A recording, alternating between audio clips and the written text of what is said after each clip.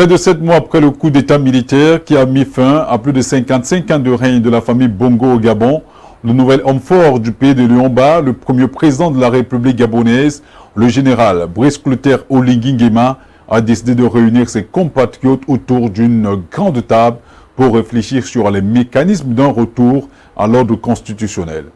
Lancé ce mardi 2 avril au Palais des Sports de Libreville, le dialogue national qui se veut inclusif va durer un mois. Il est d'ailleurs censé reformer les institutions qui vont diriger le Gabon après la transition. C'est d'ailleurs la principale annonce qui avait été faite au lendemain du coup de force du 20 août 2023. Selon le ministère en charge de la réforme des institutions, les participants au dialogue vont décider de la durée de la transition et mettront en place une assemblée constituante qui va rédiger une nouvelle constitution qui sera adoptée par référendum. Ce dialogue national se penchera aussi sur le découpage électoral, les problèmes de gouvernance et les problèmes sociaux pour améliorer le quotidien des Gabonais. Il sera dirigé par l'archevêque de Libreville, Monseigneur Jean-Patrick Ibaba. Les membres du bureau sont les représentants des confessions religieuses et tous les ténors de la politique ont simplement été écartés malgré quelques bruits de bottes. En dépit donc des grincements de dents de quelques politiciens qui dénoncent une organisation unilatérale avec une part belle constituée des personnes acquises au général Oligui, cette initiative est hautement saluée par la communauté internationale.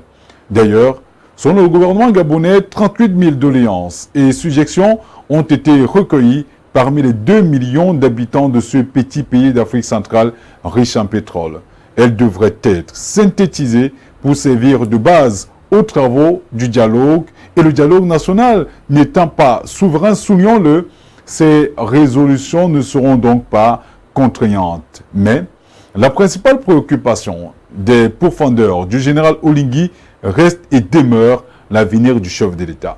Parce que comme le disions, la charte de transition éditée par Après le Punch interdit la présidentielle de 2025 à tous les cadres des institutions de transition à l'exception du président Oligui. Donc, ce dialogue, phagocyté selon ses contradicteurs par les turiféraires du régime militaire, ne remettra certainement pas en cause cette disposition. Est-ce donc à croire que la voie est toute tracée pour offrir au général Oligui le manteau du prochain président de la République gabonaise, loin de sa casquette de putschiste? En tout cas, l'avenir nous le dira. Mais ce qu'il convient de relever ici, c'est que cette initiative marque une étape cruciale dans la recherche des solutions aux conflits qui ont ébranlé le pays ces dernières années. L'ouverture du dialogue témoigne de la volonté des autorités gabonaises de la société civile de promouvoir la réconciliation nationale, de renforcer la démocratie et de construire un avenir pacifique et prospère pour tous les Gabonais. Ce dialogue offre également une opportunité aux uns et aux autres de renforcer la confiance entre les acteurs politiques, la société civile et les citoyens. L'ouverture du dialogue suscite également de grandes attentes parmi la population gabonaise. Les citoyens espèrent que ce processus permettra de résoudre les problèmes politiques, économiques et sociaux qui ont freiné le développement du pays. Ils aspirent à plus de transparence, de justice sociale et à une meilleure redistribution des richesses. Pour que ce dialogue soit donc pleinement efficace, il est essentiel que toutes les parties prenantes y participent de manière constructive et que les moyens adéquats soient alloués pour garantir son bon déroulement.